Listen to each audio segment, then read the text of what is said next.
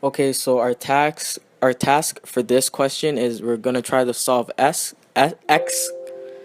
So first the angles are ABD equals 45, and we know AB is parallel to DC because of the Z pattern. So angle ABD equals LX. So and then x would equal 45 degrees. A next way we can solve for x is we can label adjacent, hypotenuse, and opposite.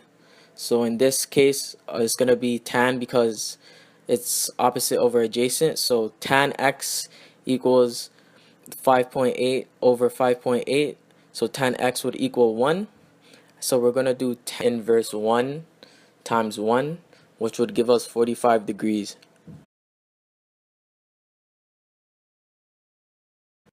Okay, so this problem connected to a real life situation would be, let's say an object is placed in front of a building and the angle of elevation between this building and object is 45 degrees. So to determine the inclined angle of the object to the building, first we'll need to figure out what's the distance between the object and the building. So let's just say it's 5.8 meters. And then we would have to figure out what's the height of the building. So let's just say it's 5.8 meters as well. So then we would do our adjacent, opposite, and hypotenuse, which would give us tan. So just like the last word problem, we would do opposite over adjacent, which would be 5.8 divided by 5.8, which would equal 1. And then we would do tan verse 1, which would give us 45 degrees. So today I'm going to be teaching you how to use cosine law. There are only two cases where we can utilize cosine law. One is calculating for an angle and the other is finding side lengths. There are two cases where we use cosine law. One is to find angles and the other one is to find sides. For angles, you need three things to be given. The three things are all three sides. In order to find sides, you need an angle which is contained by two sides. Tips. So tips is basically like a test or like one or two questions on basically the whole unit. So incorporating all the units such as right angle triangles, finding side lengths and angles, to sine law, to cosine law, and basically putting them all together to test your thinking. So the tips question that I'm going to be doing today is: two office towers are 80 meters apart. From the top of the shorter tower, the angle of elevation to the top of the taller tower is 46 degrees. The angle of depression to the base of the taller tower is 58 degrees. From a plane 400 meters away, the angle of depression is 42 degrees, and the plane's distance looking at the top of the beam is 500 meters. Calculate the height of the tower, including the beam. Okay, so to begin this question, I'm going to be finding the height of x. So that's going to be tan ratio because it's adjacent and it's opposite, so that's tan. So it's going to be tan 58 degrees equals x over 80. So to get rid of the 80, you have to multiply it by 80. So whatever you do to one side, you do the other side. So it's going to be 80 tan 58 equals x. After this, you just plug it into your calculator and you get x as 128 meters. Okay, so now we have to find out what y is. So for y, it's also tan. So it's going to be tan 46 equals y over 80. So same thing, in order to get the 80 or y by itself, you have to multiply both sides by 80. So this is going to give us 80 tan 46 equals y. And you plug this into your calculator and it gives you y to be 82.8 meters. After this, I just added up x and y, so both the values, and that gave me z, which is the total height of the taller building. So that was 128 meters plus 82.8 meters equals z, so z equals 210.8 meters. Okay, so we're done the first part of the question, which is find the height of the taller building, but now we have to find the height of the beam on top of the building to find the total height. So as you can see in the second part of the question, it's 42 degrees, which is contained by 400 and 500 meters.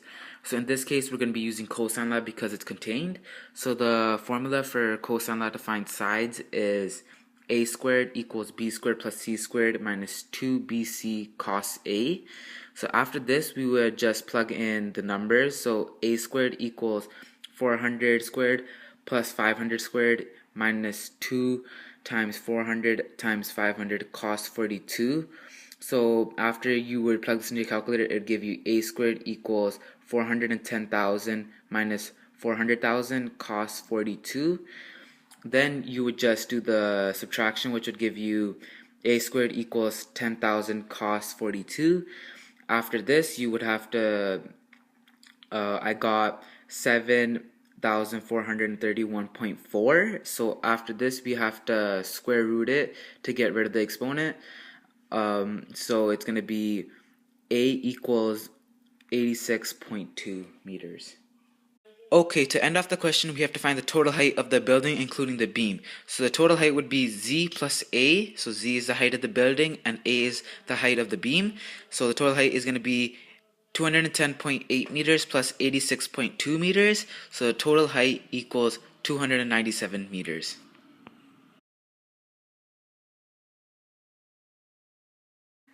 Many astrologers use cosine law in real life to calculate distance between planets, suns, and anything in space.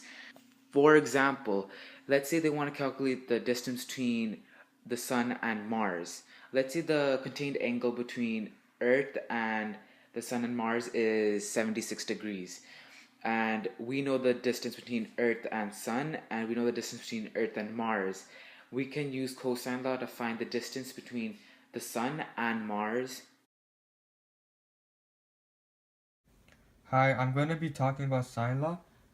Sine law provides a formula that relates the sides with the angles of a triangle. This formula allows you to easily find the side lengths or the angle of a triangle. So these are the formulas for sine law. As you can see, they're divided into ratios of 3 based on the triangle, and the top one, as you see, are for angles and the bottom one are for sides. And on this triangle you can see that there's angle A, B, and C, and the side for angle A is opposite from A, so it wouldn't be like over here, over here. It would be opposite, so side A would be over here, side B would be down here, and side C would be over here. So we are able to use sine law in two cases where we're given a triangle with one side and two angles, and the second case is when we are given two sides and one angle. Like I said in the beginning, that we can only use sine law when we have an opposite side to the angle, but in this case we have no opposite side to angle 115 degrees, so we cannot use sine law in this case. Another case where we can use sine law is with two sides and one angle. The one thing not to get confused about is even if you have two sides and one angle, the angle and the side have to be opposite to each other. They cannot be like that or with any other. They have to be opposite each other in order to complete the ratio. So we're gonna be solving a triangle using sine formula for the side. So the first thing, like we did before, you want to check that we have um, one side and two angles. But like I showed you before, that in all cases it cannot work. Like this one, that we have two angles, two sides I mean, and one angle. But in this case we have all the angles. So if that's your case, that you have two angles but not one, all you have to do is take 180, since a whole triangle is consistent of 180 degrees. Subtract that with your two angles, so 73 minus 60, and you're gonna get, so put it in your calculator, so you get 180 minus 73 minus 60, so you're gonna get 47. So your angle F is gonna be 47 degrees. Like I said before, we're gonna need a full ratio in order to solve. So we do have a full ratio. So if you want to make it faster, you can skip that step of writing all the ratios down. So we can just continue with this. So we have, so for now I'm gonna write all the ratios just so you can get used to it. So we have sine of we have sine of d over 60 sine of 8.3 over 47, and we have sine of e over 73. So now we're solving for e since it was already indicated, so we're going to write our two ratios down. So sine of 8.3 over 47 and sine of e over 73. So same step like before, we're going to cross multiply these with each other. So we're going to get 73 sine of 8.3, and then we're going to get equals 47 sine of e. So like the same step we did before, we have to cancel out the 47, so divide it and it cancels out. So we have to do the same thing on this side, so we're going to be dividing the whole thing by 47. So just like we did before, we're going to be dividing the whole thing now. So make sure your calculator is always set to degrees. So we're going to do 73 sine of 8.3 divided by 47, and it's going to give us another number like this. So we got 0.2242 equaling sine of e.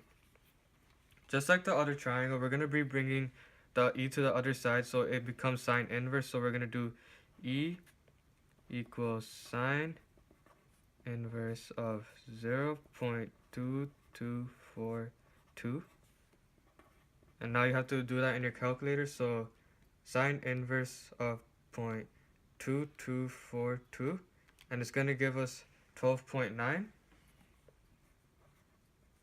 So we're going to be solving one triangle for the angle, and like I said before, that we have to have two sides or one angle, and we do have two sides and one angle, but the angle has to have an opposite side, and it has to be like, there has to be an opposite side basically. So in this case, we're going to be using our angle formula. So the first thing you want to do is set up your ratio based on the letters you have. You're most likely going to have letters of the triangle, so we have sine of t over t, sine of r over 12, since that's opposite to it, and then we have sine of 61 over 13. You have to have one full ratio and one almost that, like, you have to have another ratio that has just the denominator or the numerator in order to use sine law. So we have both of these, so we're good to solve it. So you want to write them down on the bottom. So sine of 61 over 13 and sine of r over 12. The next thing you want to do once you have your ratios written down is you're going to have to cross multiply them now with each other. So when we cross multiply this, we're going to get 12 sine 61 equals 13 sine r. So we have to get rid of this side, so we're going to be canceling out 13 and doing the same thing over here, right? So it's going to become 12 sine of 61 over 13 equal sine of r. So now you're going to take out your calculator, make sure it's on degree mode. You're going to do 12 sine of 61 divided by 13. You should get a long number like this, which we have. So the first four numbers that you get, you're going to use that. So we got 0.8073 equals sine of r. The next step is to do sine inverse, since we have to convert that into a whole number. So we're going to do r equals sine inverse of 0.8073, and And we're going to do that on our calculator. So sine inverse of 0.8073, which gives us 53.83. So most of the time, most teachers will tell you to round the angle to the nearest tenth or nearest tenth, so we get 54 degrees. So that's how you solve a triangle. That's how you solve an angle using sine law.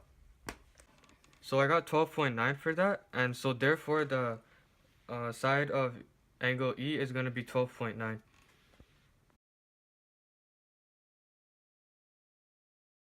The word problem we decided to do was for cosine law.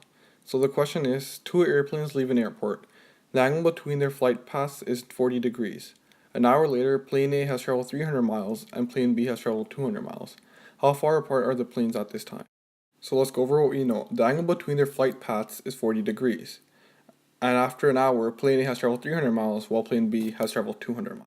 If we were to draw it, would look something like this, where we are trying to find side A, which is distance between the two planes. If we were to put all this information into our cosine side formula, it would look a little something like this.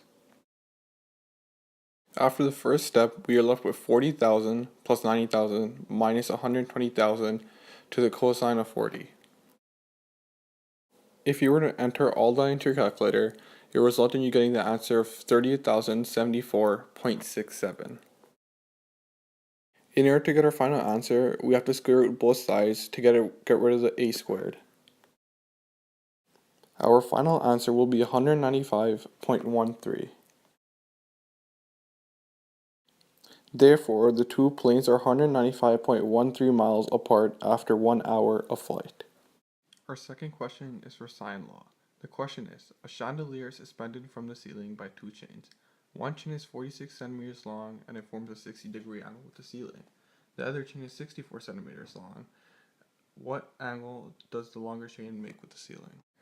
The word problem can be represented by this drawing, where we are trying to find the unknown angle across from 46 centimeters. When we put the numbers into the formula, we are left with 64 over the sine of 60 equals 46 over the sine of b. After cross multiplying, we have 46 to sine of 60 equals 64 over sine b. But to get rid of the 64, we must divide both sides by 64.